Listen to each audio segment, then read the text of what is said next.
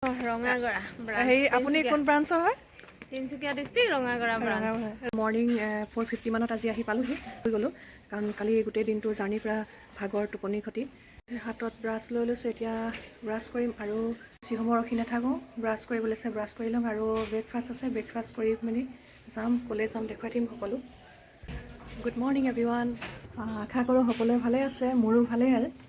আজিৰ ভিডিঅ'টো আৰম্ভ কৰিছোঁ দুগৰাকী ভণ্টিৰ সৈতে তোলা দুখন ফটোৰ সৈতে।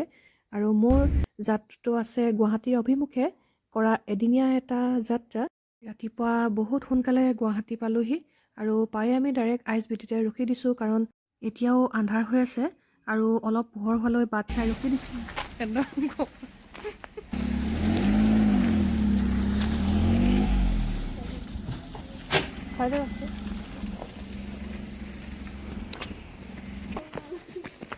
কোনো অসুবিধা নোহোৱাকৈ দাদাজনে আমাক আমাৰ সঠিক ঠিকনাত থৈ তেওঁ গ'লগৈ আৰু এতিয়া আমি গৈ আছোঁ ৰুমলৈ।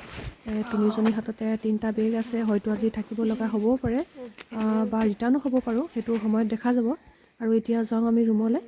ৰুমত হয়তো কোনো উঠা নাই আৰু সেইবাবে ভণ্টিয়ে ফোনত তেওঁলোকৰ লগত যোগাযোগ কৰিছে আৰু এতিয়া আমি অলপ বাহিৰতে ৰখি দিছোঁ তেওঁলোক অহালৈকে, যাতে অলপ ৰুমত গৈ আমি ফ্ৰেছ হ'ব পাৰোঁ। গোটেইখিনি সুবিধা দি দিছে।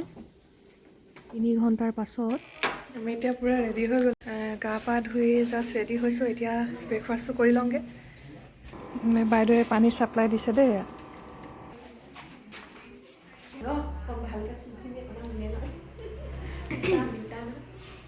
এতিয়া আমি ব্ৰেকফাষ্টটো কৰি লওঁ আৰু আপোনালোকে চাই থাকক আৰু। এতিয়া ব্ৰেকফাষ্টত আছে ৰুটি আৰু ভাজি আৰু এয়া বুট দালি আৰু আমাৰ আছে এইটো লৈ আহিছোঁ। এইটো কি হৈ আছে ঠিক নাই, চাই খাব লাগিব আৰু। ৰাতিপুৱা ব্ৰেকফাষ্টত আমি এইটো মাৰি দিছোঁ।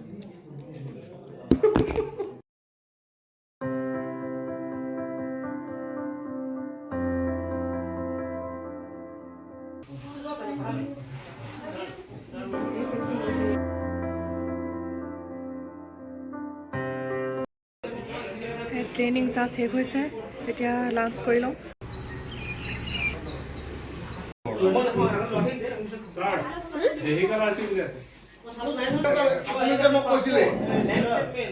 লাঞ্চ টাইম হ'ল, লাঞ্চ কৰিলোঁ। এতিয়া খাই বৈ এতিয়া অকণ বাহিৰতে খোজকাঢ়িবলৈ আহিছোঁ হজম কৰিবলৈ।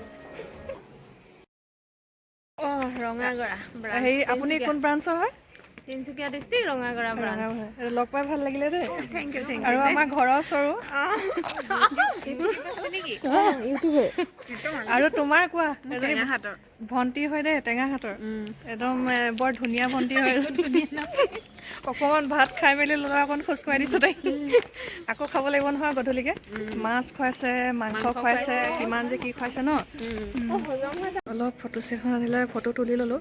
এতিয়া যাওঁ আকৌ ট্ৰেইনিং ষ্টাৰ্ট হ'ব 4টাৰ পৰা।